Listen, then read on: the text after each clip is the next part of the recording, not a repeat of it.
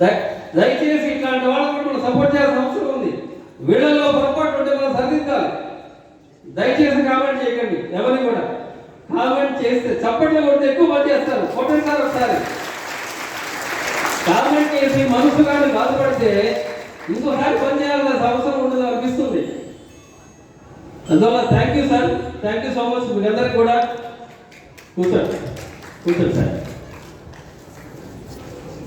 ఎంతో మంది పెద్దలు మేడం గారు వచ్చారు. మేడం గారు సార్ మీరు కూడా కూర్చొని లేచినా కూడా పెద్ద కళాకారులు 3 పైగా లంతులు సార్ తీసుకున్నారని చెప్పడం జరిగింది.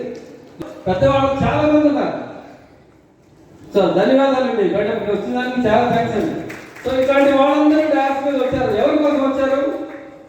కేవలం 10th క్లాస్ పిల్లలు ఎవరైతే ఉన్నారో మన పద్మశాలీలు వీళ్ళకి ప్రోత్సాహం ఇచ్చిన దానికోసం వచ్చారు.